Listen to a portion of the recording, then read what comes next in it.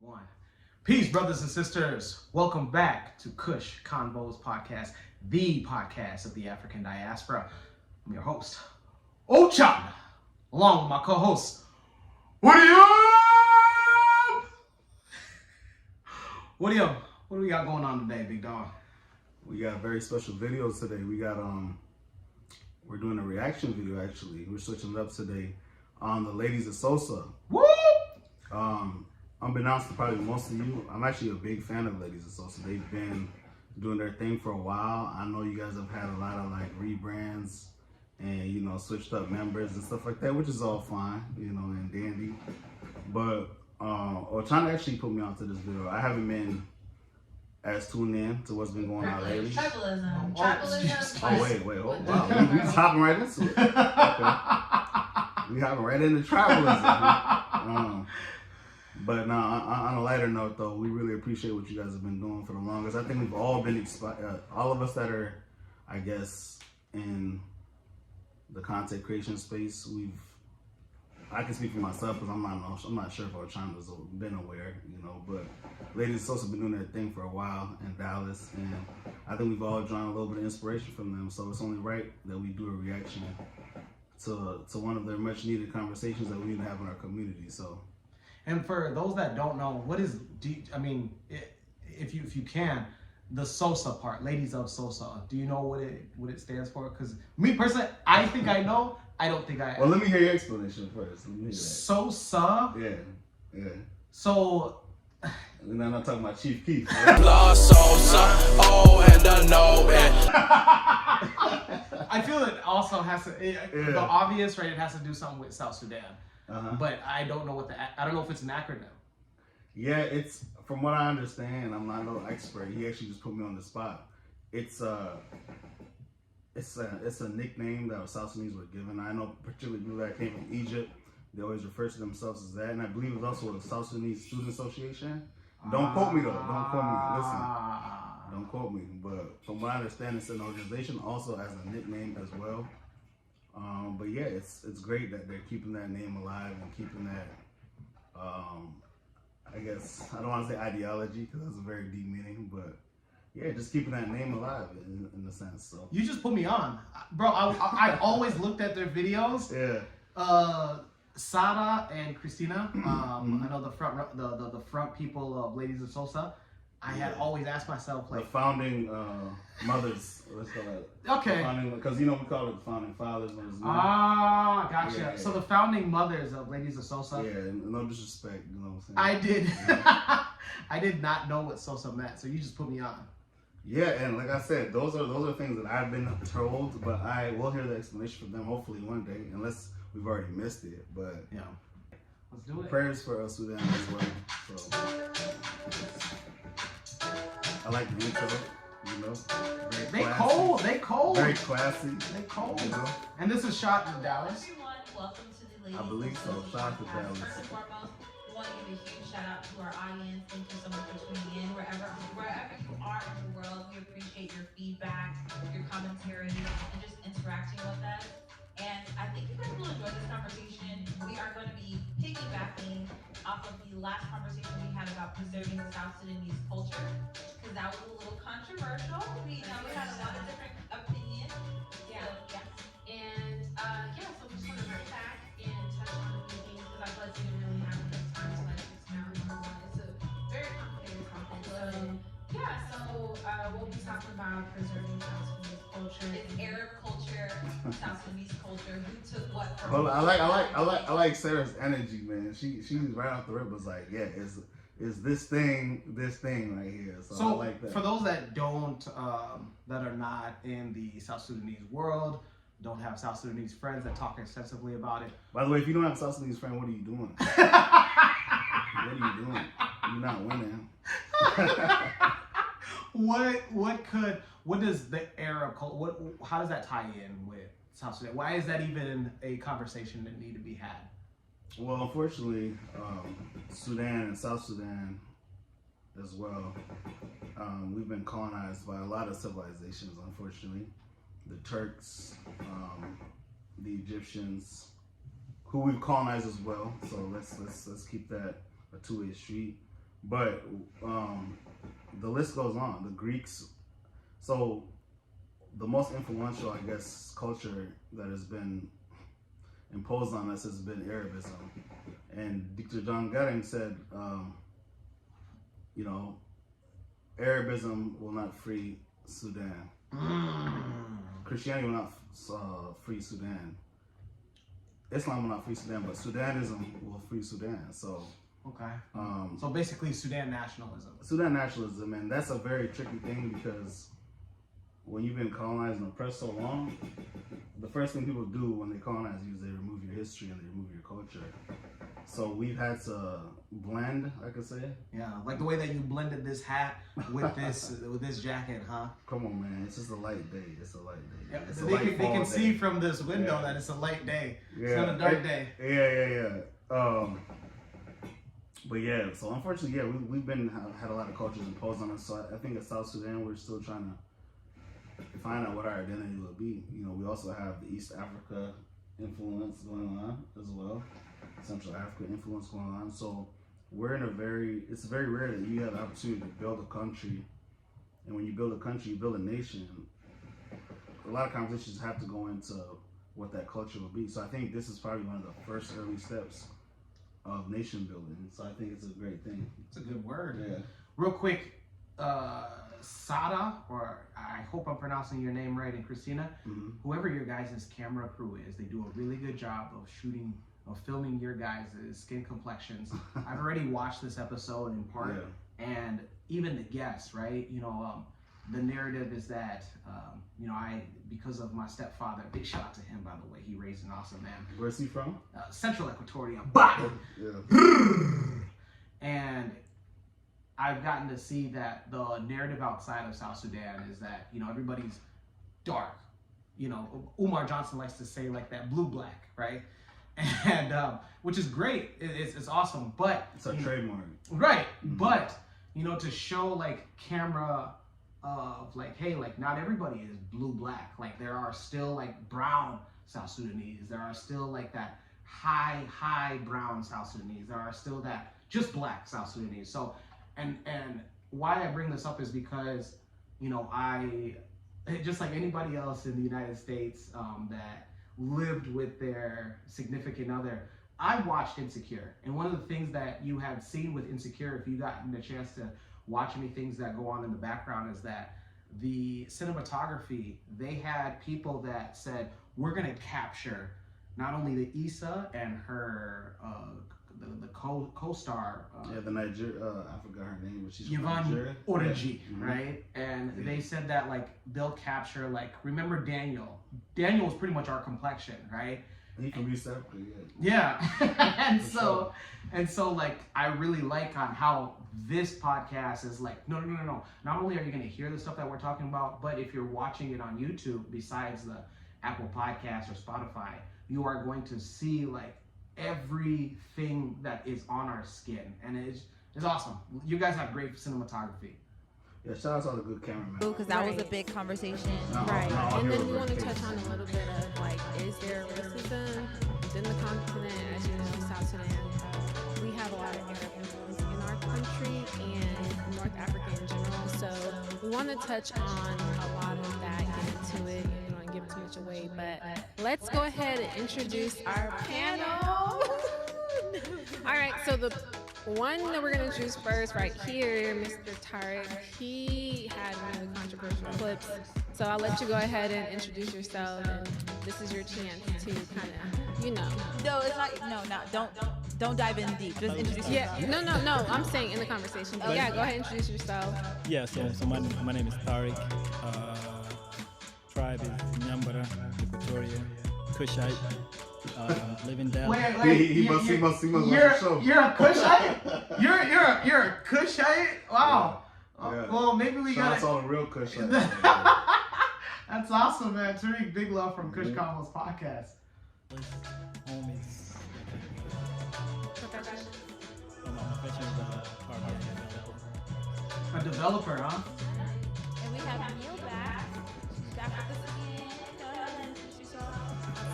My name is Neil, and tribe Where's she from?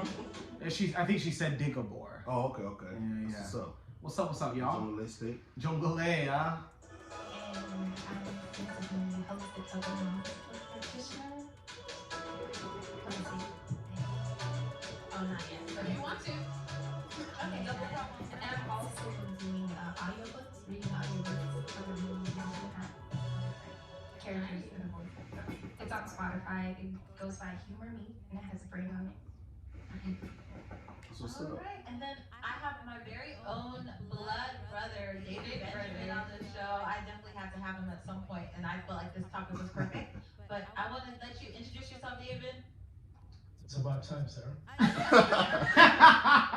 Listen, I love a good nepotistic moment. Yeah, absolutely. I love it. It's And great. I can already tell that he's the older brother by just how he speaks. Like, it's about time. Yeah, absolutely. You have no idea how many cousins and family members always ask me the same thing. So I feel your pain. Yeah. Are they younger siblings though? Right? No. I'm the youngest. You're the young. I'm the young bull. You guys just heard that first. Yeah. My name is David Makir Benjamin. I'm from South Sudan. I'm from next state, Quebec. And I'm an author. I have two books on Amazon. Wow, I You ain't know can that. look it up and find me there. David M. Benjamin. So I have two books. The first book is called Roses in the Desert. And the second book is called The Game of Scrolls. So they're both on Amazon. Very relevant at the moment, very relevant. Which books. both books, huh? Moses of the Desert and Book of Scrolls. Is that what you said? Yeah, both Book of Scrolls and Scrolls. and We all know what them scrolls are talking about. Yeah. So, David, I'm gonna check that out, man. Appreciate you for that, man. We need more South Sudanese authors for sure. And we have the beautiful and talented Blue Nile. I'm excited to have you. Super excited. Go ahead and introduce yourself. All right, so I go by Blue Nile, and my name is Nyankur Ngui, and I'm from Dinka BA, and I was born and raised in Dallas, Texas.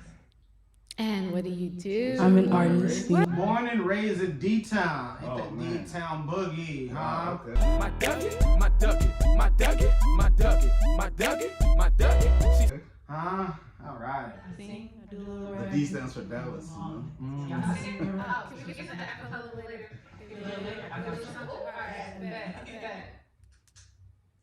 Oh, I'm sorry.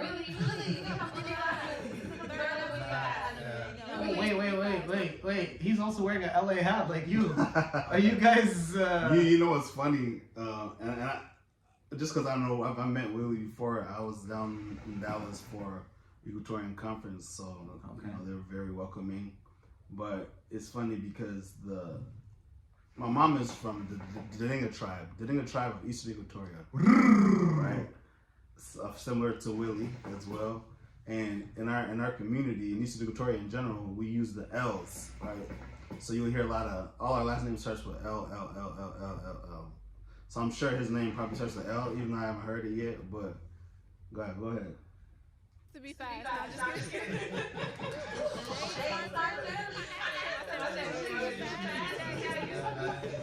Now I'm getting old, you know. Okay, for sure. Correct me. Okay. You start trying to how did that name come about? Cause I was fast as fuck. Okay.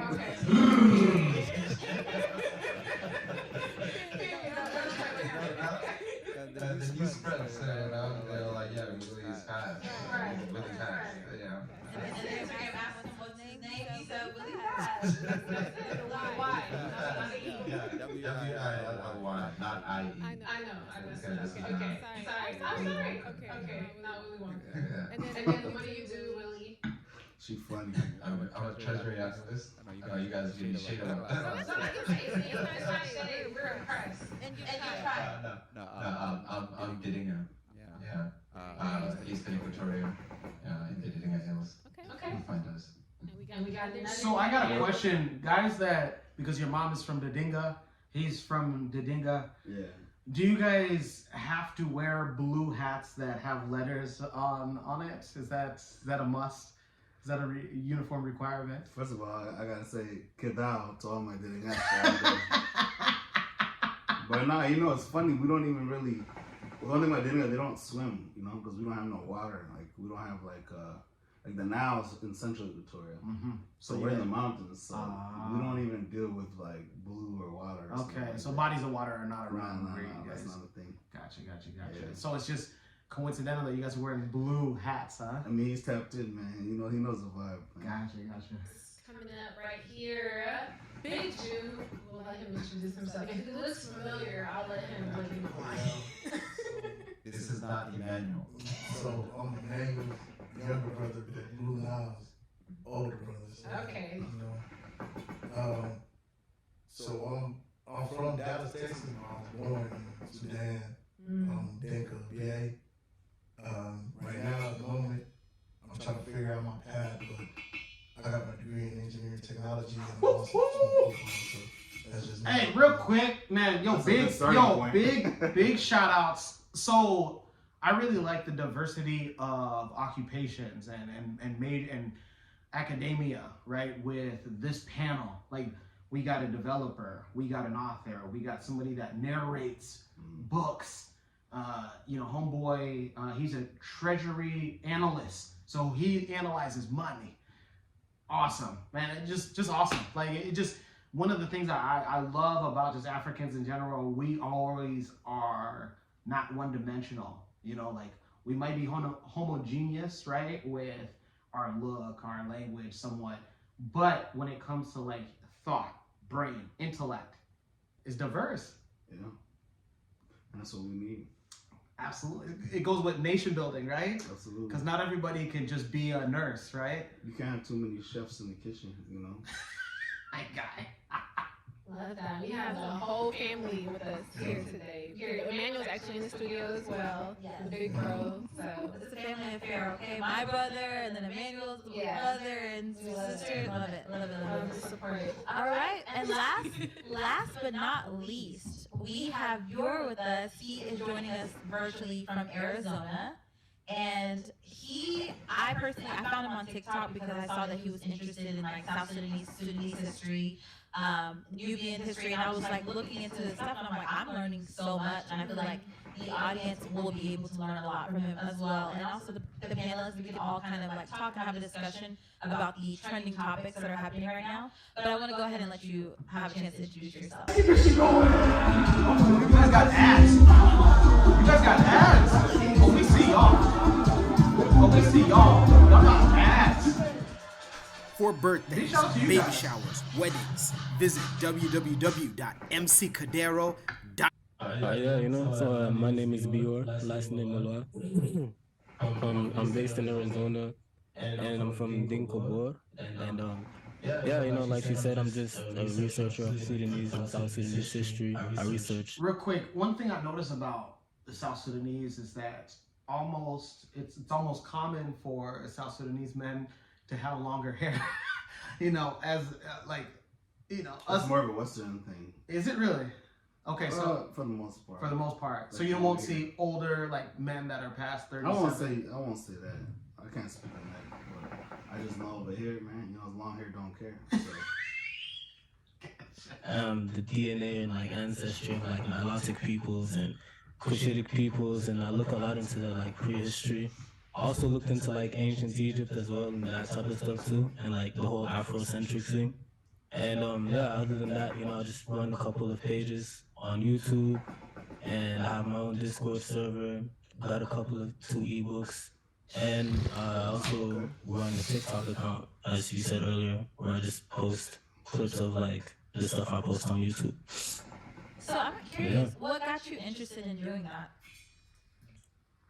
To be honest, like it's not even, I don't know if it would be like one thing, to be honest. I think it's like multiple things. So it's like, as a kid, like my dad used to just like make me like learn about certain stuff, like just your lineage and all that type of stuff. Yeah. And then like, shout out to all the real South Sudanese dads, man, that made their kids learn about history. So one thing that you guys don't know that me and Max joke about a lot is, so me and Wuriem, we at one point, his family grew up in Sioux Falls. So after high school classes, I would go over to his parents' house and just play 2K. Yeah, like on Dreamcast.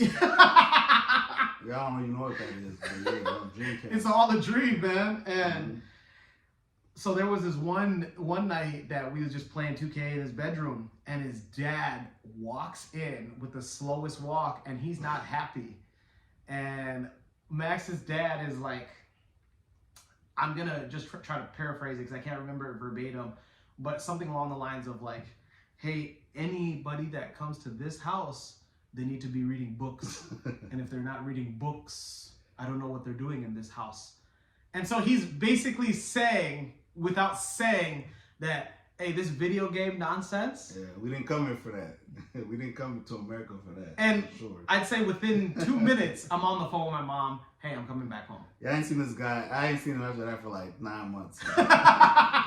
He thought maybe I was. I thought you moved, man. or even like, yo, like I got sent to a military camp or something, man. Yeah, So, but it's necessary, man. Knowledge is power, and especially your history is power, your culture is power. So now that I look back on it, I really wish we had more of that going on. Facts.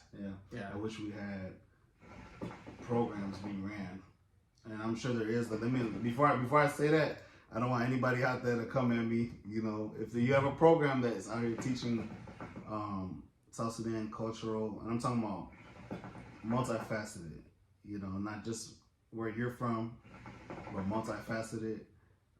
But I'm sure we're gonna get more into the conversation about how we form that identity that we can teach. So and again, big shout out to the dads out there that are serious, like, bro, all the video games, all like just the nonsense, like, hey, get your head in some books. Get your head in the game, for real. Like, fast forward into the future, I kind of like discovered Pan-Africanism and like Afrocentrism. So then I kind of hopped on that like wave, like ancient Egypt, Kemet, ancient Nubia, started learning about that. Then through trying to like find out like my connection to it, I just started tracing like migrations of Nilotic peoples and then like connected that way. I love it. That's amazing. So we're happy to have you a part of this discussion. This is actually a part 2 of our original topic or episode about preserving South Sudanese culture. So I kind of want to start there because with controversy, with when we talked about Henna. And if Henna is a part of South Sudanese culture, or like, you know, Black South Sudanese, like Nubian culture, and if we should be preserving it, or, you know, kind of stepping away from Arab culture and trying to find our own identity. And there was a lot of people who had a lot to say. Yeah. I feel like people were pushing back on saying that we were not proud of who we are and we were trying too hard to adapt Arab culture and say that it's our own. So I know you have your own thoughts on it, so I want to give you a chance to just like expand on what you were talking about. Obviously, we didn't have context that we're talking about like Henna, but do you feel like we as South Sudanese try too hard to attach ourselves, or, you know, call, like, assimilate into Arab culture and call it our own? I don't think we try too hard. I think the world itself is just a blender. It's a lot of cultures out there, and we as humans, we typically gravitate to a culture that we like.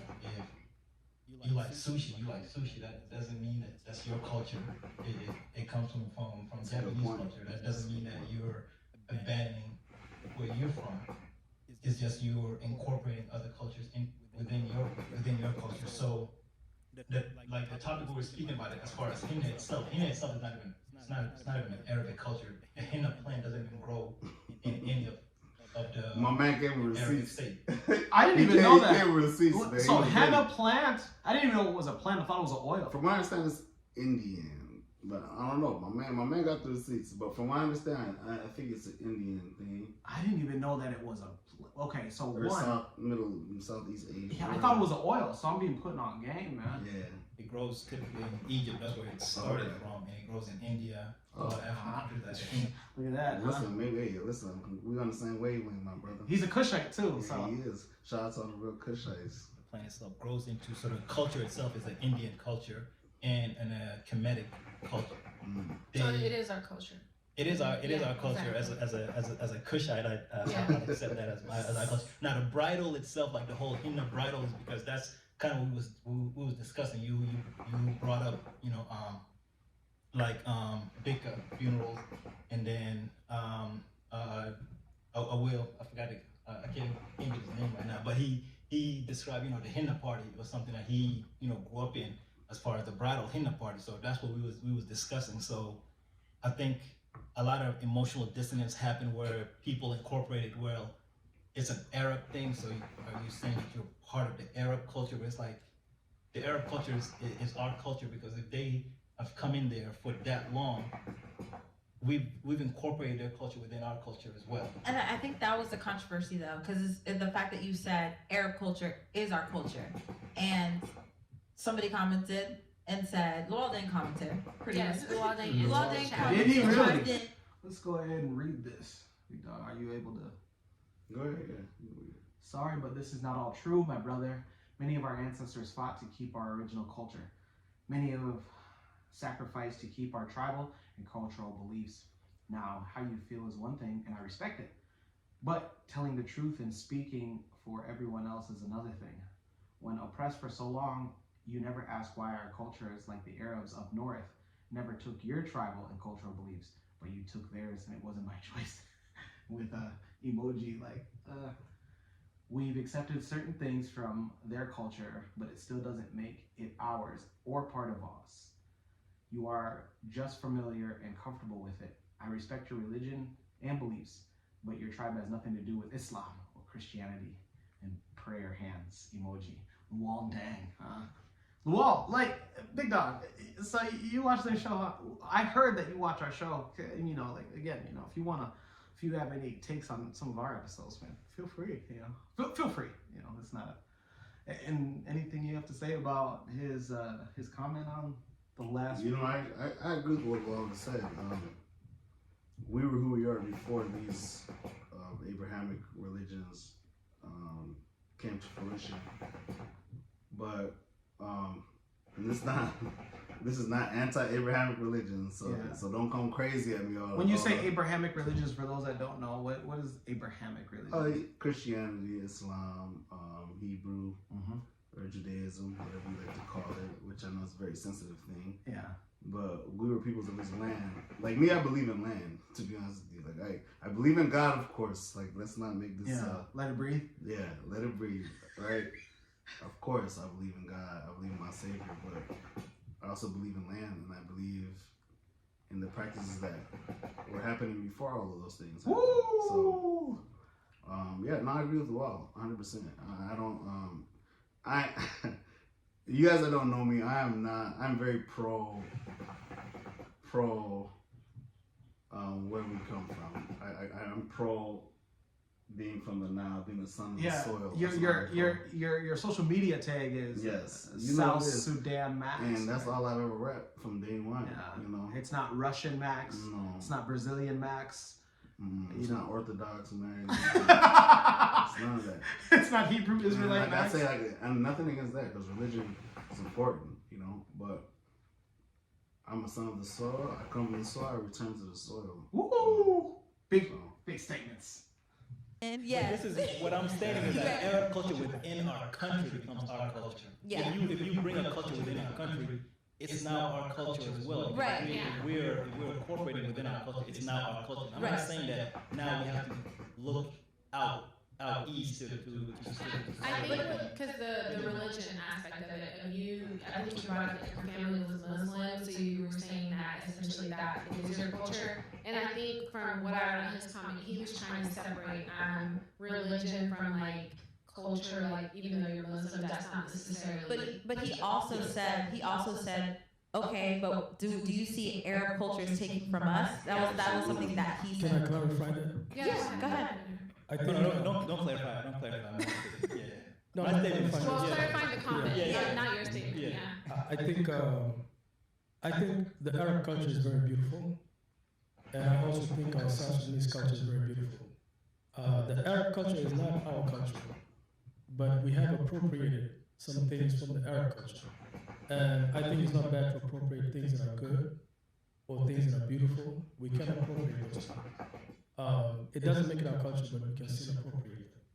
So as far as Henna and things like that, those are good things, those are beautiful things, and we have appropriated those things in our culture. It doesn't make it our culture, but we can borrow those things. And the Arabs as well, the Arabs in Sudan have borrowed a lot of things from us as well. So it doesn't make it our culture, but we still appropriate it. I can call it an appropriated culture.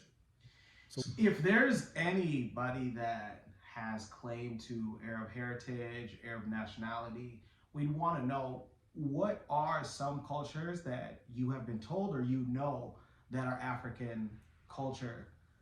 I just want to know for myself. I don't personally know anybody that is of Arab descent or Arab, and I would like to know, like he's saying, like there are some things that they've appropriated from us. I'd like to know what those things are.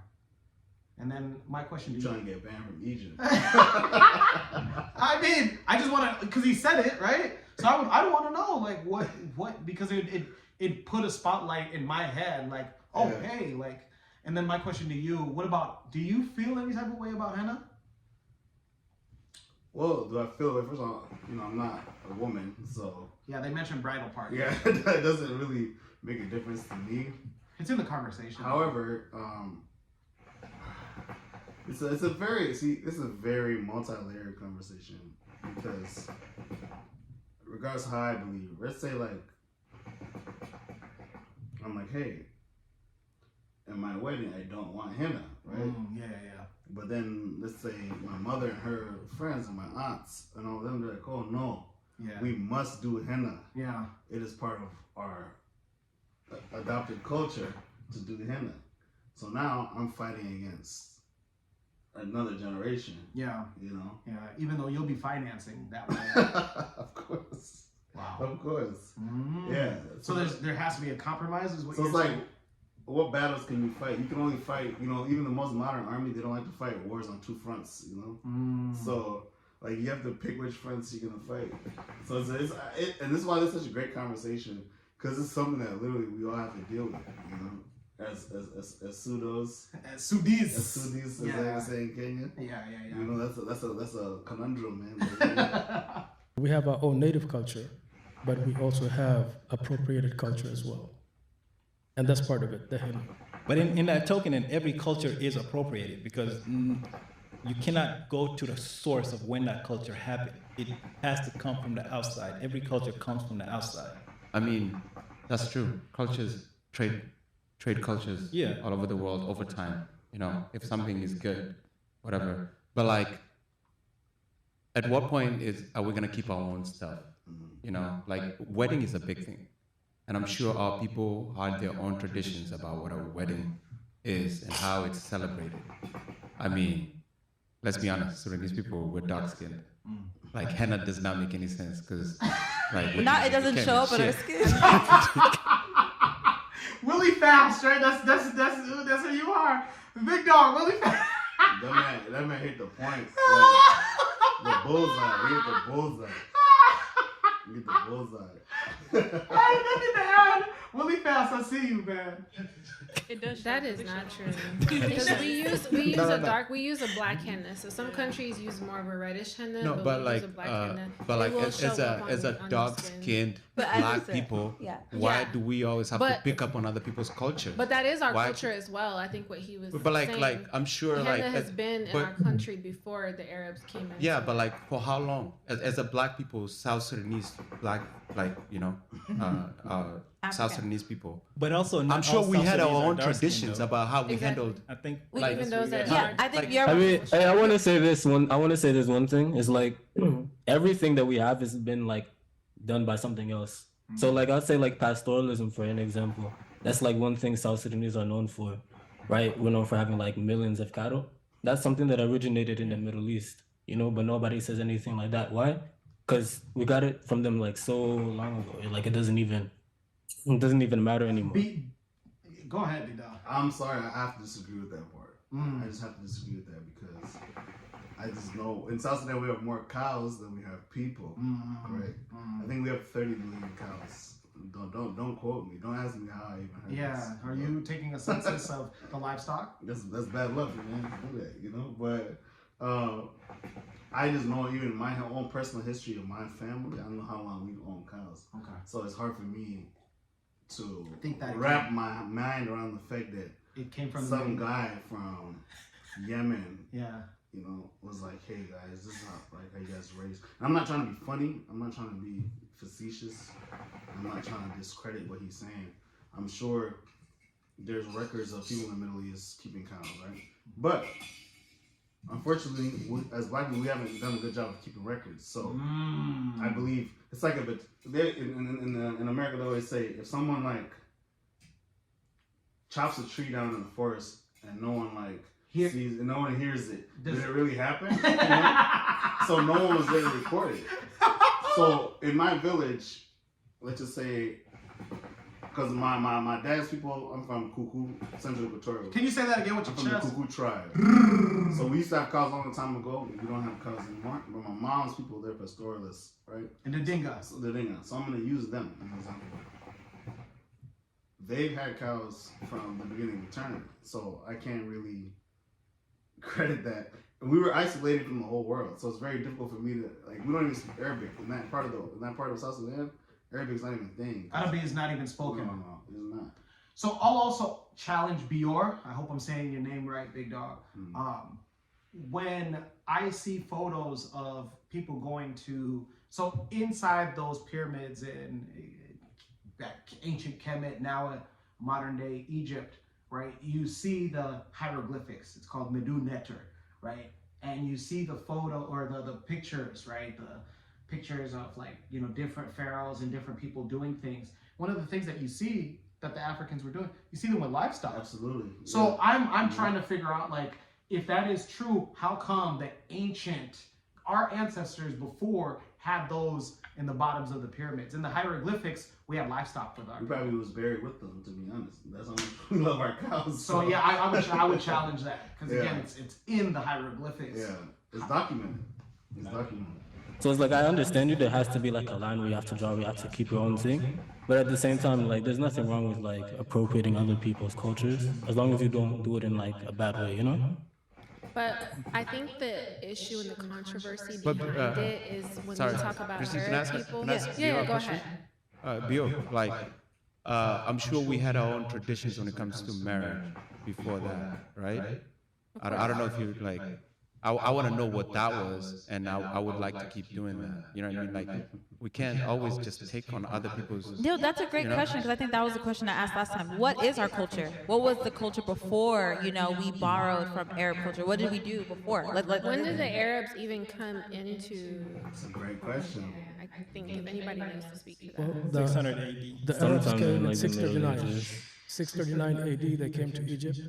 And by 1504 AD, all of Sudan, northern Sudan, was occupied by Arabs, and we were Arabized by that time. So, you know, Ladies of Sosa, I've been saying, like, hey, like, what episodes can Kush Konvos come down to Dallas and film? And, you know, we do a lot at Kush Konvos TV. We do Kush Konvos podcast, Kush Connect, Kush Cuisines, Pomoja Vibes. And of course, we do Kush News. So I thought, like, okay, hey, you know, we can get in a socio-political or geopolitical conversation. But if I'm on a panel with guys that can name off dates off of the top of their heads, hey, big up to David, I believe is his name. He's an author. Big up to you. I don't know if I could be on a panel about geopolitical, socio-political, or even historical facts, and you're just naming off dates. Big ups to you, man. Woo! And a lot of North Africa as well, correct? Absolutely. Yeah. So I think that the issue comes when we look at how Arabs also view us as indigenous African people, because Arabs have, you know, North Africa is clearly like let's talk about that. She said the word indigenous Africans. For those Wuriem that will say, like, what does she mean by indigenous? I thought everybody from Africa was indigenous, right? I don't know how much you want to touch on this, but like, for those that just don't know, that are really confused, like, why is she saying, like, South Sudanese indigenous Africans? What's the relevance of that? Well, we come in the soil, like I said, not from the sand. So I'm gonna keep it there. All Arab mostly. You look at Morocco, Tunisia, those countries. A lot of the Arabs feel that they don't consider themselves to be African, even though they are African nations within the African continent. They still classify themselves as being Arab. Absolutely. And you will notice when you migrate to some of these countries, or even let's talk about Sudan ourselves, how the southern indigenous people have been treated within our own country, hence us splitting it. So a lot has to do with religion, but it also has to do with discrimination that we felt, and racism flat out. And a lot of us growing up in Egypt, and we've experienced this as well when you look at Arab nations. So I think that's why there's a lot of pushback when you say, like, okay, we appropriated Arab culture, but some people are like, why are you appropriating their culture when they call you a slave, or they look down on this towards us, basically? I mean, I think it comes down to who at that point is the superior. If the country comes to you and conquers you, then they're going to give you their culture with at the tip of the sword. If you're going to accept it, you're not going to accept it. If you don't accept it, then you're going to die. So a lot of people where it comes to a point where, like, okay, if the Arabs came to sub-Saharan Africa, and I don't really like using the word sub-Saharan Africa, because Africa is whole Africa. But if they come there and this is the culture that they brought, and we grew up in that culture, it's not among us to say, okay, where are we going to draw the line? Because the line is blurred at this point. We don't know which one is which. Like my guy said, the whole cattle thing, it came from the Arab side. We're going to give that all up. Okay, no more cattle.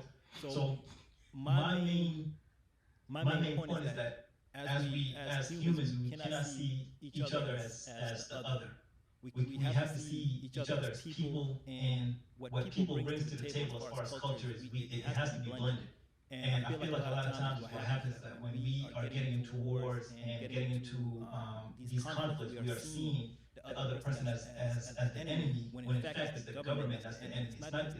It's not Khartoum people who are attacking us, it's the Khartoum government that's attacking us. So if you have family in Khartoum, you're not going to see that person as an enemy, because that person still loves you the same way you love them. It's the government that's attacking you. The same thing that's happening right now with Palestine and Israel. All this conflict is happening is because it's governments versus government, not the people versus the people. The racism aspect of it is there, yes, but that's just how humans are. My question is like, why as a black people are we always adapting other people's cultures? Can you pause it? Shout out to my Deninga brother. Willie fast. Willie's keeping his foot on the neck. Man. He's not letting that go. No. He's not letting, and I keep saying, like, where I come from and where my mother comes from in Eastern Equatoria, we're very anti-adopting anybody else's culture. Okay. Like I say, Arabic is not even spoken. If you meet a Deninga person, more than likely, they're probably not going to speak Arabic to you, just because it's a mentality. Like, yeah, why would I speak that? Not only that, you know, the when the split happened in our movement, the split after 1991, the split happened. The main base, news site, Narus, all the operations were moved to Eastern Equatoria, in the mountains over there. So that spirit of nationalism is there. A lot of the Chukudum conference, a lot of the most important things that happened in our history happened in those areas. So we're very anti the Arabization process that happened in Sudan, you know. And Willie's hey, yeah, he's a product. He's a son of the soil. I'm proud to say that he's a son of the soil. Israeli-Palestinian conflict. That's really somebody important. had a good question. Like, what did they pick up from us? Why do we take other people's religions? Shea butter. Do we take other people's traditions, culture, language, like on wedding and all that languages? We literally have to speak other people's languages. Like, what do we have? It's not though, because a lot of our culture is there that they've taken from us. So mathematics himself started in Kemetic Egypt. That's our culture. Finding true north started in Kemetic Egypt. That's our culture. for them to come in and then take it and incorporate it and say that it's their culture, it's wrong. And this is why a lot of times like you have to go back. So are you saying that it's not their culture and that's actually ours? Because I think that's where the line is. It's like you're saying that Arab culture is our culture, but what are you saying that they took from us? Yes, because knowledge started in the Alexandria Library is where knowledge was at. The Alexandria Library was where all the books were made, all the books were built, and they came there. When Alexander came through Alexandria at the time, I forgot the name of the city, he took that knowledge and went through the Persian countries and gave those knowledge to the Arabic countries. This is why they started putting algebra. He went all the way to India. So he took our knowledge and took it east. Right. So I mean, I wouldn't say that though, because like we have like DNA samples of like ancient Egyptians. They still like match Egyptians today. So I wouldn't say it's like too much art. Real quick, this is off topic. It has nothing to do with the conversation at hand.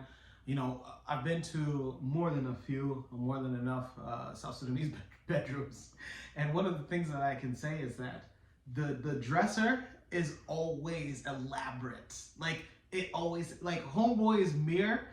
Big shout out to you, man. It's always elaborate. Man. Yeah, it's. Did you ever think about that? I didn't even notice that.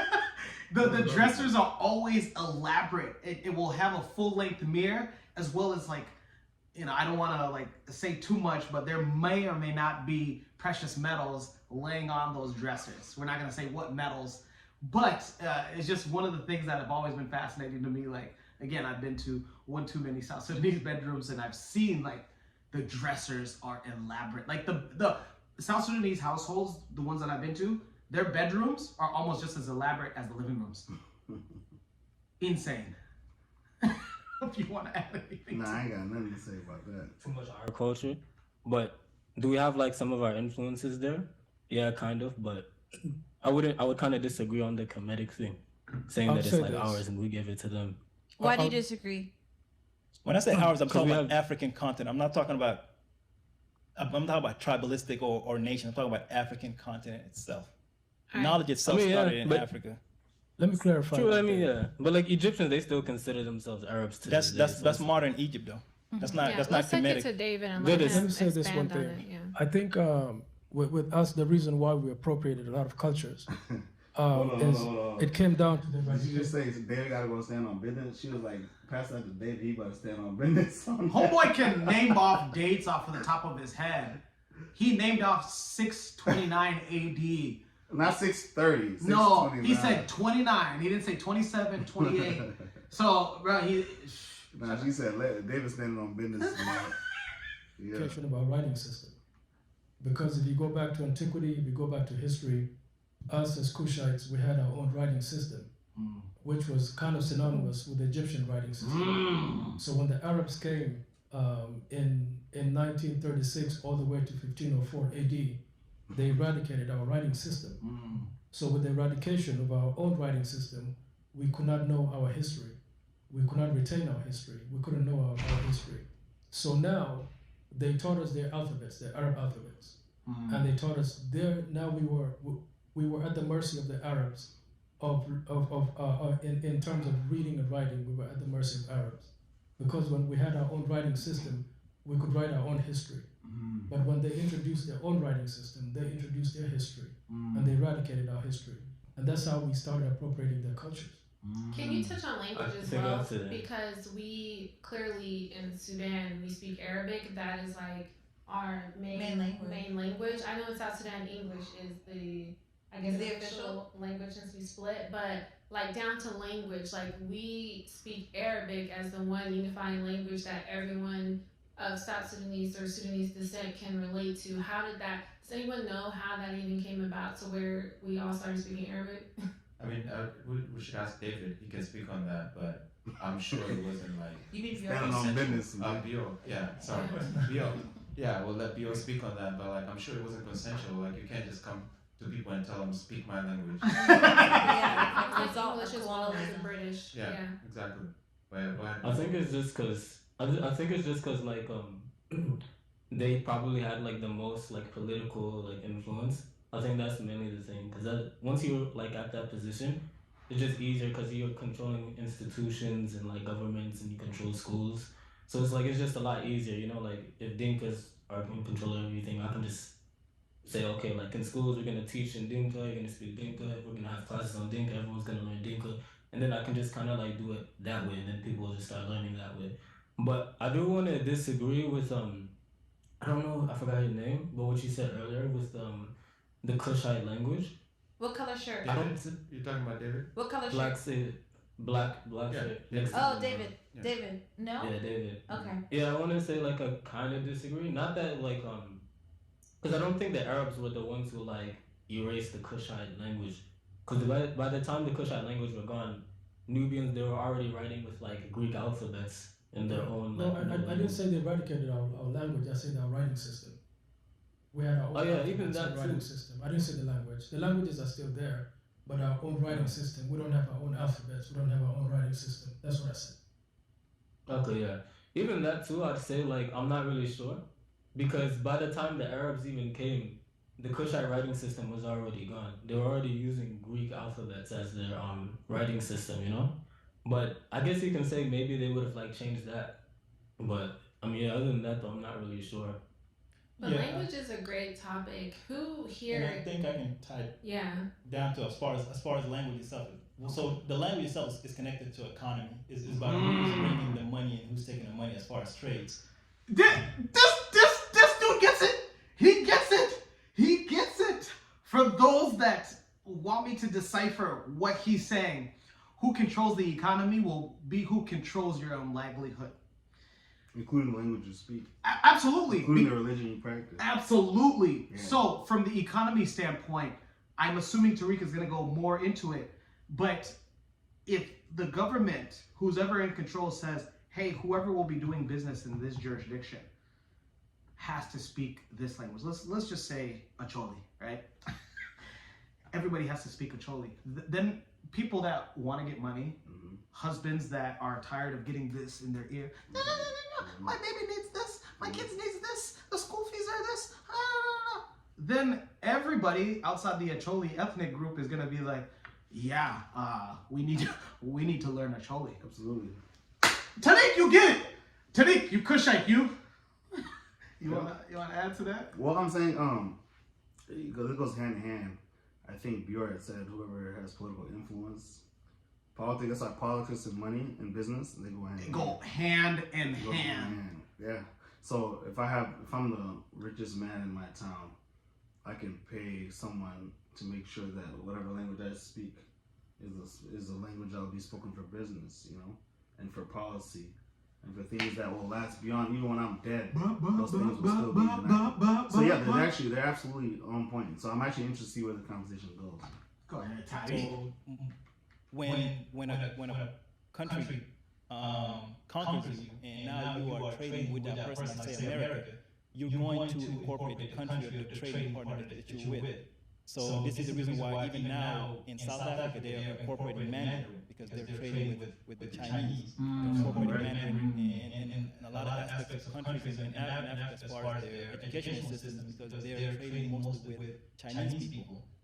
So the Arab language came in because they were our predominant trading partners at that time. And then once the British conquered Egypt and Sudan, we incorporated English because now they're our biggest trading partners. So I think a lot of it is just tied to that as far as who's bringing the money. If you want to make money, which language do I need to learn to trade? So can you pause it? Tariq! Hey! He should be teaching a class. Basically, I'm gonna let you go, big dog. Basically, guys, what he's saying is start businesses, and you will be able to dictate on how people speak to you. You won't have to say, I need to learn this language. When you're bringing something to the table, and no matter about, like, I know in the United States, they say, oh, I need a seat at the table. No. You can now build the table because you now brought a business and saying like, hey, yo. You are the table. Yeah. For instance, like, hey, I you make are the prize. I make belts, right? You know, too many guys are walking around sagging pants in the United States, right? Hey, let's go ahead and solve that problem. I make belts. But in order to even get the meeting with me about how to go ahead and export my belts that I produce in my country, you're gonna need to be speaking my language. Do you want to add to it, Teddy? So I have a good friend, very good friend. He's a Choli actually. Oh wow! Right. So it's an honorable tribe. Shout out to you. Shout out to Luo Nation, by the way. You know, and we're in Addis Ababa, and he went to school. He graduated from a Chinese university in Addis Ababa. There's a Chinese. So already there's a school of thought. Yes. In another country. Confucianism. You know Confucianism? Yeah. The guy that always. Not Confucianism. Not Confucianism. Confucianism. Confucianism, right? Huh? So this confused. This guy speak Acholi. He speak Mandarin. He speak Mandarin. He speak whatever language in Ethiopia. I'm doing. You're probably Confucius. I'm Confucius right now. Where's Haile Selassie from? Man? Yeah, Ethiopia. No. What tribe? He's not Amhara. Amhara. He speaks Amhara fluently. So this guy, he speaks a Choli guy. Keep in mind, a Choli guy. So he speaks Acholi. He speaks Mandarin Chinese. Yes. And now he speaks Amhara fluently. He speaks English fluently. Look at that. But in order to get his degree, he had to learn Mandarin because he was at what university? He wasn't at an Acholi university. No, right? he wasn't. He was at a Southeast Asian Confucius Chinese University in Addis Ababa. That whole concept is Confucian. Absolutely. But I say that to say, like, bro, ain't no Mandarin speaking Chinese person gonna learn a Choli language unless he's doing it for business. You know, unless he's doing it for business. Exactly. Yeah. And imagine we have to ask ourselves, can we see like Willie Fast? Yeah. By the way, big dog, I see you, man. Yeah. What is the likelihood in this day and time, not in the future, just in this day and time, will that Chinese businessman go to an Acholi village or go to an Acholi school and learn? He's there right now. Acholi. He's there right now. Trust and believe. Okay. I went to the deepest, the oldest. I went to Lagos, Nigeria in 2018, and Oshodi Market, one of the most oldest markets in Nigeria, right? I went in there deep, man. It's so pause. It's so deep, right? Yeah. I walked in there for like 30 minutes, right? I thought I got to the deepest part of the whole market. So I'm buying all these fabrics. Is this one of the fabrics? No, they're wax. You know the wax, the good wax, African fabric. Okay. The real good African wax fabric. Gotcha.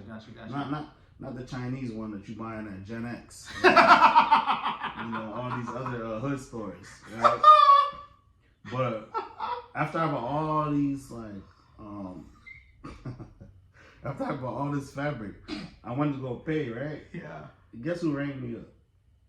An Asian individual. A Chinese brother. Deep in this Nigerian market. Yes. So that'll tell you. When it comes to business, people learn whatever they eat. And he probably spoke full Yoruba. That guy spoke, you know? My mouth is...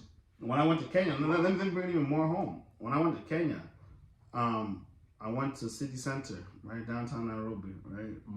A lot of our folks in East Africa, you guys know, man. You guys will be there. Yeah, you'll be there this weekend, actually. But doing your sign knows what? What do you guys call Sherehe? Sherehe. A lot of Sherehe going on. You know? A lot of Hookah going on. But I went there. I went to go buy a mat, South Sudanese mat, because I was trying to put on a hat, on a dad hat, you know? Okay.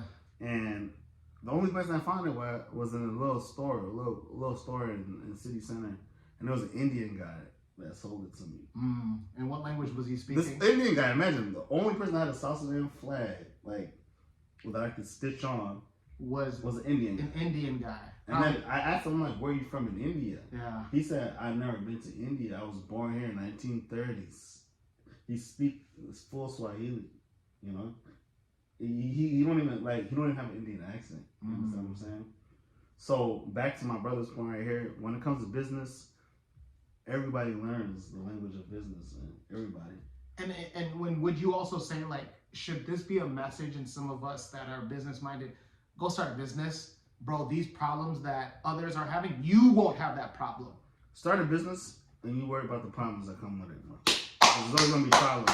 If you're working 9 to 5, and I'm not against that, 9 to 5 save lives, right? Yeah, let it breathe. But let it breathe. The problems come with everything, man. Yeah. So I feel like, I'm sure you, the Ladies of Sosa, you guys understand this. Like, you gotta take that risk, and you gotta put yourself out there, and you deal with the rest as it happens. So. To bring in whatever that needs to come back in. So that's kind of, I think that's where. Since we're speaking about talking about language, does anybody here speak their native tongue? Oh, like their native tongue? Good question. Anybody? Like 50%. 50%, homie. Let's hear it. Can you say hi, hello? Your language. And first of all, what tribe are you? And then can you say hey? Real quick, I'm really, really glad. Okay, so one thing that those that are in the African diaspora that are not in African circles, what I'm really glad about, especially the men, is I'm really, really glad that we can go on media platforms, huge YouTube media platforms, and not be afraid to say words that are not curse words. The word tribe in the past few years has become in this like word that people are like, they'll say the word, even me on this episode, I said the word ethnic group, but just because I wanted people to understand exactly where, the point that I was trying to make. But please guys, like, don't be afraid to say the word tribe. We are so stuck in this, like, let's not hurt other people's feelings. If somebody gets hurt, explain to them like, hey, guys, most of us are adults. If you're a teenager watching this, you're growing into an adult, feel free. Unless you are being that vindictive, then you are. But if you're just saying like, hey, what tribe are you? And if a person doesn't want to share, then they don't want to share. But thank you, because I've always said this, your tribe is basically your family. So if you're not proud of, yeah, why not? Come on, seriously, I'm talking to men, right? Yeah. One of the things that women love about men. You're talking to women also. Absolutely, but no, right now I'm talking to men, right? One of the things that women love about us men, guys, is that most of the time men are unapologetic with our statements. You don't have to be disrespectful. You can just, hey, say what you mean. And then if it's not disrespectful, then it's not disrespectful. I don't know if you want to add to that. No, I ain't got much to say to that. Or just introduce yourself in your language. So, y'all watch Malongui. Unipio, that's like, saying hi. Mine is kind of down just because I've been in college and not go to much. And that's like going to preserving the, cultures. Like I feel like I should have, contacted more relatives that could help me with that. So when you have kids, do you want your kids to be able to speak? 100%. Yes. For that to happen, I got to learn. Yeah. So how do you plan to like teach your kids? Good question. I got to put in the effort. Yeah. Right. Because a lot of these, like, say around my age, the guys that I know, we're not surrounded by our culture. We're more surrounded by American culture. So we're gonna go with what supports us most, like what's calling our name. Yeah. So I feel like I can make it through this culture. I'm gonna go through that culture. Right. I'm not there. I'm not in Sudan right now. So might as well be. Who the best? The Dinga. Yeah. Introduce yourself. The Dinga. The Dinga. Yeah. Okay. Hey, big dog. He's been doing his thing by like, hey, you're gonna know where I'm from. You're gonna know where I'm from really fast. I see you, big dog. Listen, I'm ready.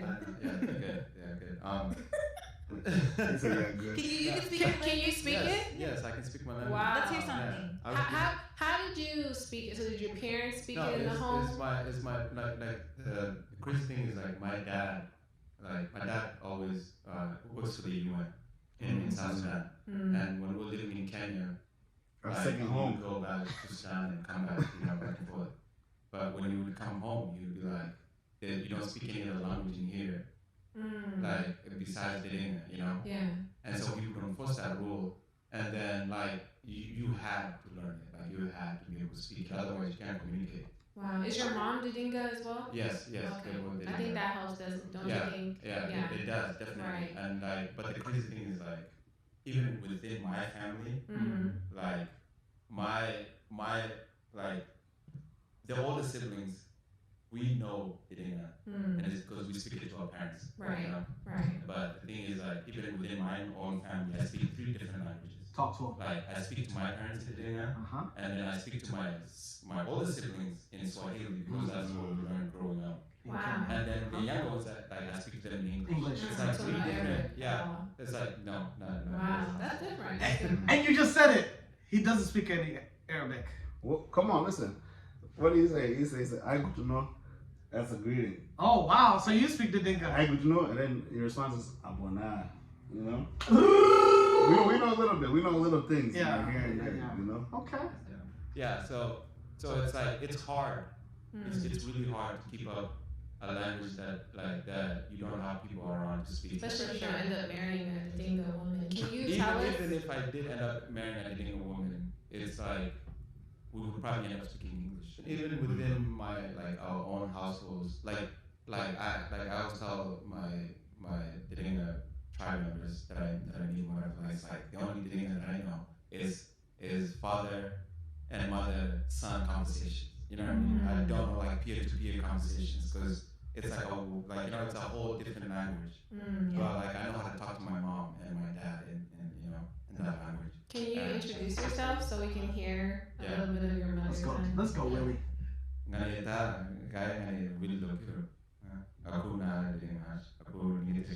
out to all my Diddy. Wow! Shout out to all my Diddy. Big dog. Yeah. Let's keep it going. Yeah. Wow. So what does that mean? It means my name is Willie Lokiru. I come from a beautiful place in the Dinka Mountains called Kutuke. Lotuke. Oh, not Kutuke. L. Lotuke. L's, remember. Oh, yeah. L's up from the hitters. Gotcha. Yeah. Like That sounds like yeah. conjecture right there. Period. Yeah. But it's hard to like going back to your question. It's hard. Like I know for my younger siblings it's hard as hell. Like my mom will speak to them in English and they answer back in English. They can hear it, understand it, but they can't. I think that's normal for a lot of us in diaspora. Because I do the same. Like I understand 100%, but I'll struggle to respond because naturally I'll always respond in English. But I only feel comfortable talking to my other people who have broken Arabic because they won't judge me. I feel you. It's hard because you grow up here, you hear it, you understand 100% what they're saying. When it comes time to, I don't know, there's like this mental lag. It's like the way your brain thinks. You have to translate it before you. And I think in English as well. So I think that's interesting for people, you know. So Luna. So there's a thing. You don't know about this. Okay. In the South Sudanese community, she just mentioned she feels comfortable speaking Arabic to people that speak broken Arabic. So in the South Sudanese community, we have those that came from Egypt. Mm-hmm. The ones that came from Egypt, they speak that Arabic that's in your throat. You know what I'm saying? Like pause, like that deep Arabic, man. You know. So when you come from East Africa, it's less likely for you to speak Arabic like that. Oh, okay. So even your Arabic is a little different, right? Because even Swahili, there's Arabic words in there. Right? Yeah, of course, yeah. But there's this big divide between South Sudanese that came from Egypt. Though, from my experience, they look down on others that don't speak Arabic. Okay. That Egyptian dialect. Right? That tough Arabic, you know.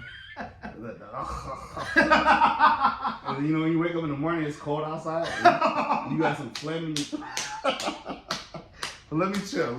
Oh my God! I don't want no smoke, man. I know your brother said a little bit, but so I'm Dinka Abie and Chuba, Okay. So you say. Translate it. So basically, hey, how are you doing today? And That's beautiful. Yeah. Wow. Yeah. Do you sing in your tribal language? So I'm trying to get more comfortable with it. So a year ago or so, I went to Sudan and I only spoke Dinka. So I got way better than what I used to do. So yeah, that helps. So I'm trying to get way better. So it's like 60. Yeah, I think being in a space where people are speaking nothing but that, because I went to my cousin's wedding and everyone was speaking Arabic, so then I felt comfortable responding here and there, and all of a sudden I was just speaking in Arabic again. So I think it's because we only speak to each other in English that it makes it hard for us to do that switch, you know. So I think speaking in your language is more parents don't be judgmental. When I went to Sudan, and I was speaking Dinka, it was like I was hanging out with little kids because they could speak Dinka. With my cousins and stuff, you're like, oh, you're not supposed to say it like this. They're making fun of you. Yeah, they're looking at me. My grandma would laugh. So it's yeah. We're it's about there surrounding too. So And David, to add to that, I went back to Kenya. For those that don't know, my dad is still alive, my biological father, and I'm from Kisumu County. Home of the big fish. Seme, right? Seme Kadero to be specific. And when I went back to the village, in that part of Kisumu County, the elders don't want you to speak Swahili at all. They just want to speak Jaluo. I'm a Jaluo, a proud Jaluo. And so when I was there, the little Swahili, it didn't go anywhere because the elders were like, I can't even say it because I still have 2 older sisters that are back home. They've always been home. And then they would be translating for me. They'd be like, that grandma, she says, why are you speaking Swahili here? We don't speak Swahili in this village. We only speak Jaluo. And so the little Jaluo that I had learned, just like homegirl Blue Nile, like my little cousins were making fun of me. They were like, one of them even said they're like, you sound like Jeff Konyange. Now, ma'am, when did you just start talking like that, Jeff? By mistake. Yeah, how now? Completely by mistake. How, Jeff? Man, leave my guy Jeff alone. Leave my guy Jeff alone. And it was just so interesting. And I was like, what's crazy is it got to a point where I thought I was good. And then one of my little cousins she asked her mom, what is he saying? ¿Qué pasó? So just like you, my Jaluo is but it goes back to you put yourself among that community, right? Yeah. And that's the only way you can really learn though. Facts. You can't you gotta take the baby gloves off, man. You gotta just jump in that fire pretty much. That's the only way you learn, seriously. You gotta be they call it baptism by fire. Baptism by fire? Yeah. Is that in the Jordan River? Come on, bro. Or in the Nile River? You're going too far. I'm not touching on any of those geopolitical ideas. My bad. It's just, you said baptism. I mean, Call me John. I know that you guys we're half and half. Yeah, we're half Nuer. So I'm putting you and David on the spot. So Okay. can you say anything? But first, David, I already know you. Mama Gua before he does it. Mama Gua, that's how are you? That's it. And where? She must have been couple trips to Omaha. Yeah, hey, Sarah, right? I'm assuming Omaha's, your guys' headquarters, HQ. So take a trip to Omaha. None of that, but you're always welcome here. Facts. And you'll always be respected here. I know you guys actually, to be honest with you, I remember they had came, Luau Deng, he had an event here in Omaha. I think it was the South Sudanese Unite. He did it here in Omaha. Okay. And I believe they were the hosts from what I remember. So. Luau Deng, what I'm hearing from Wuriem is that you came to Omaha once. I wasn't here yet. Come back. I'm sure there's a big Laker fan base here. Timberwolves. Well, because yeah. I mean, I'm just saying, he played for the Lakers, right? Yeah, so yeah. I'm familiar with your gang. Where's the shack? Come back, man. Come back, man. Yeah. What about it? Indica in Paul. Yeah. Okay, that's it, right? David. Well, first of all, yeah, go that's ahead. all right. I'm very proud of these young people here. Wow. I love it. And they're still retaining their culture. And I wanted to ask Willie, how do you say hello in Dinka? Agutino. Yeah. Agutino. Yeah. That's nice. I like that. It sounds like it's good to know. It's good Yeah, to know. you said. And you say Abuna. Abuna. Yeah, Abuna. Oh, that's nice. So as far as my 50% my family, taken. we are mixed, both Dinka and Nuer. And my grandfather was a Nuer, and he was the only son to his parents. Sorry, grandfather from which side? My grandfather from my dad's side. Oh, okay. Yeah, so my dad's dad, which is my grandfather, he's a Nuer. He came from Bentiu. And so he was the only son to his parents. And he migrated to Denka land. He went to Rumbek. So he was adopted by the chief of Rumbek. So the chief of Rumbek took him in and he became like his son. So my dad, he was like a prince. He was my grandfather was like a prince in Rumbek. He was adopted by the chief of that time of Rumbek at that particular time. Being the only son to his mom and dad, he married many wives. So my grandfather had at least, I would say, about 16 to 24 wives. Wow. My grandfather. Wow. Yo, David, bring him back. You said 16 to 24 because he was the only son.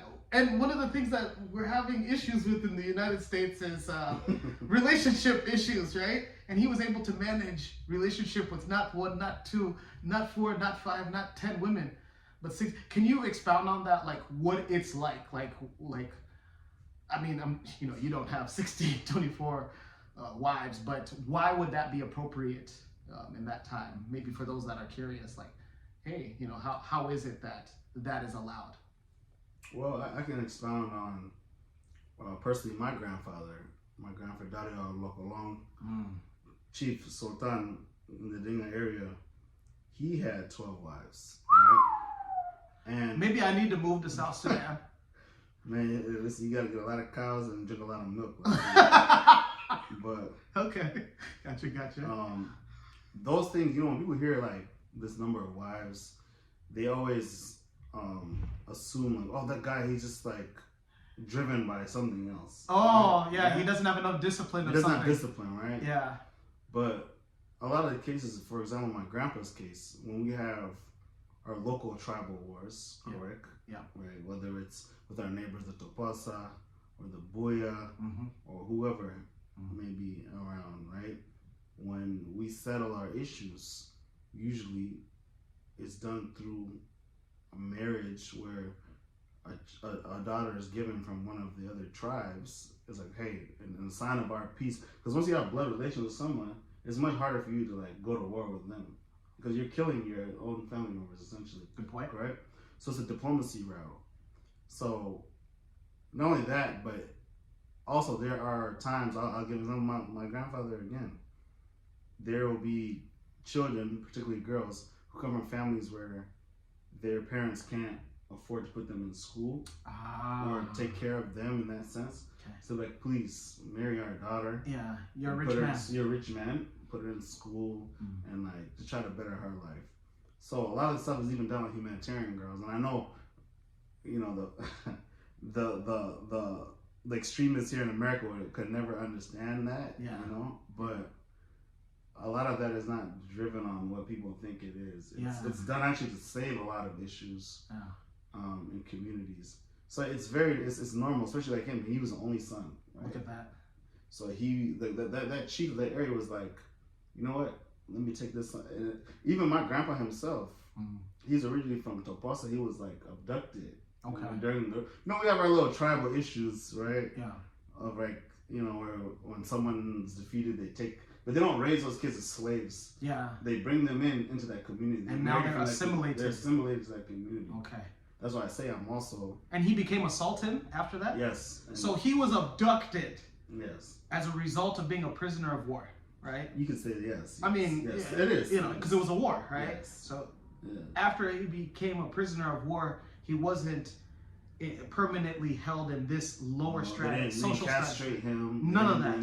Those things that those Arabs did to us when they took us to the Middle East. Let's go. We didn't do that. Let's go. We don't believe in barbarism. Yeah. We don't believe in that. But he ended up excelling himself and raising himself to the position of sultan. Absolutely. Wow. And I'm sure from rags to riches. From rags to riches. So I'm sure he'll expound on it. But even within the Rumbek community, and I'm not from Rumbek, but I have, I do my research, man. I love my South Sudanese people, so I try to do my research on tribes as much as possible. There is a tribe called Atut from Rumbek, right? They have their own language. They don't speak the same Dinka as the rest of the other Dinkas, right? They're actually from the Nuer clan. Like they're from Nuer. Okay. Originally. Okay. Even like their forefathers, like he's saying right now, are from Nuer. So they can understand Nuer. They speak Nuer. And all of my other brothers from Rumbek, if I'm wrong, don't crucify me. Yeah, just leave a comment below. I'm just trying to learn, guys. Yeah. And he had so many children. So he married all Dinka wives, all Dinka women. And he had many children. That's Pan-Africanism. I guess to him, because he was the only child, he wanted to have many children. And indeed, he had a lot of children. And they were all Dinka women that he had married. So my grandfather was assimilated into the Dinka tribe. And then my father, Makian Benjamin, was born in Rumbek. And so, and all of his children, and all of my grandfather's children were all born in Rumbek. So we all assimilated into the Dinka culture. So we don't really know much about our Nuer side, but we're very assimilated with the Dinka culture. So we have and have. We're both Dinka and both Nuer. They're both beautiful tribes, beautiful culture, but we come from both tribes. Nice.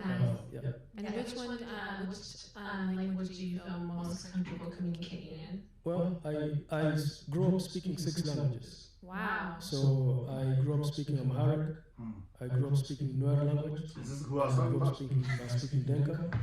And then I also learned Swahili, Arabic, and English. So when I was a little boy, I spoke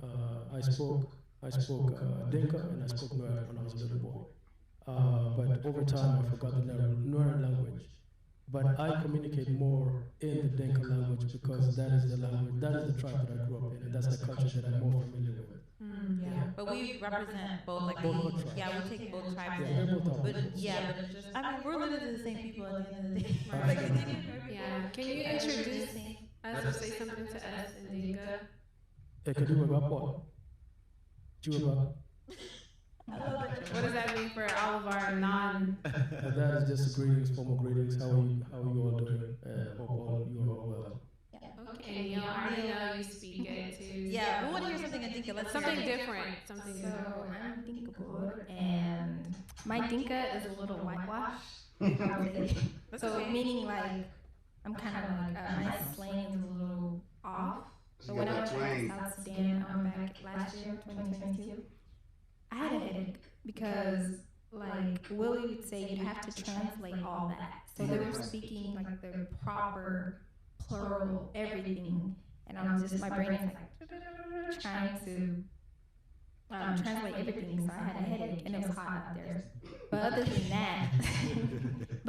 that, like I understood most of everything, and the children did make fun of me because it's not proper. It's not proper Dinka. But what I could say is, I can say my name. I need to Nyalamul and Ananya and what is no Ben Kuli Jam yet. So basically, what I'm saying is, we're all sitting here so we can talk very well and communicate very well. I love that. Yeah, and I've actually been learning. I want to start writing in my language, in the Dinka Boer language. So I've been watching a YouTube channel. This guy, he goes by Ajahn Deng Chenko. That's a Dinka guy. Yeah, he's in Australia. And he teaches, Oh, you know this guy? Yeah, he's basically actually, has I think like he's releasing a book. He has a radio station. He has a radio station. Yeah, he got a radio station in Australia, and he speaks in Dinka language. And I believe he also has a book coming out, like to teach, like, yeah. How beautiful is that? Yeah, he's doing this Keeping thing. the culture alive, Yeah, man. he's Keeping doing the this thing. message going. like a classroom. He teaches how to write in Dinka, spell in Dinka, colors in Dinka, and then also there's this other woman. She's on Instagram and she's on YouTube and she speaks Dognat. And I'm an actress, so I've done some YouTube series, and I was acting with some newer individuals, and I heard them speaking Dognat, and I was like interested. I was like, oh, that's pretty. Doesn't it sound so similar to Dinka? It does, yeah. I think we're brothers, same people. Yeah. Siblings. It's unfortunate that we have that like divide. Oh, we're gonna touch on that shortly. Yeah. But I think it's interesting We that got Tariq next. nowadays, like I think everyone with social media and with information out there and people being able, kind of like using platforms like YouTube, being able to teach, you're able to teach your kids YouTube University. Yeah, how to preserve your language, learn your language, and also write in that. So Yeah. I think it's pretty interesting. All right, and cool. Young brother. Nyangwala. Mine's probably the shortest. Can you speak it first? No, I can't speak it. I don't speak English, and my Juba Arabic comes only when I'm like lit. Tariq, we know the same feeling, man. Casamigo. Sabe de dugu yawa awa. Can you translate that for a non-speaker? That means you gotta sip that casa, man. That's how we go. This cup has to overflow. Big shout out to Tariq, man.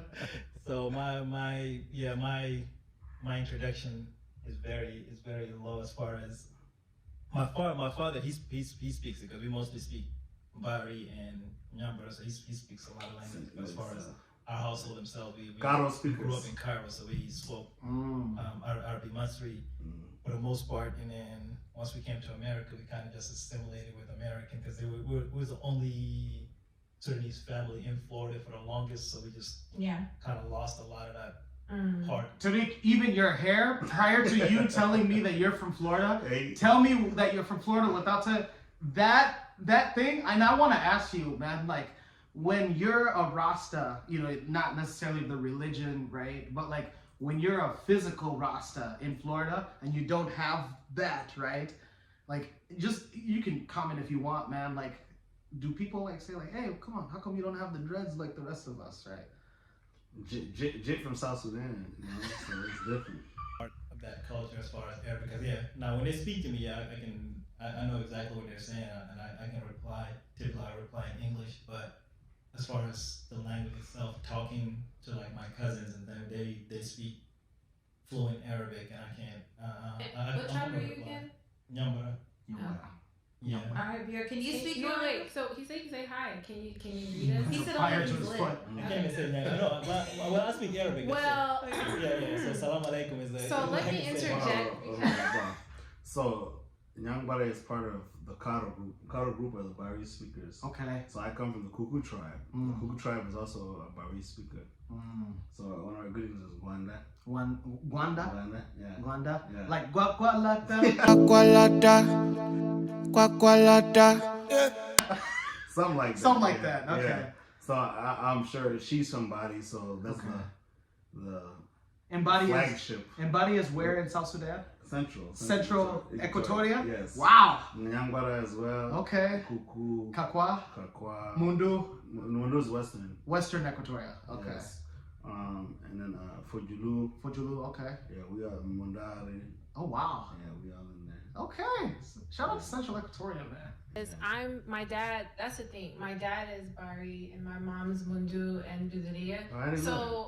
Bari speakers, I don't know how to speak it fluently, but I do know how to say Banda and then they say Nyambara. Oh, well, hey, okay. Yeah. Okay. And I know a little something, man. That's the introduction. And like Bari speakers, like I think it's Bari, Pojulu, Kakwa. Kakwa's a favorite, I see. There's like another one. There's like two. It's a big group of. She ain't gonna say the big cuckoo. Wait, hold up. Yeah. Wait. She ain't gonna say. Christine. Hey. Gonna say the big cuckoo. Hey, baby girl. What's up? You missing out on the rest of Central Equatoria. Listen. It's okay. We'll take you to Kajukeji one day. Yeah. So. Please don't. Go ahead. We'll wait. Go ahead. No, that was it. That means meat. That's the only three things I know how to say. Oh, Pio. Water. I don't know anything.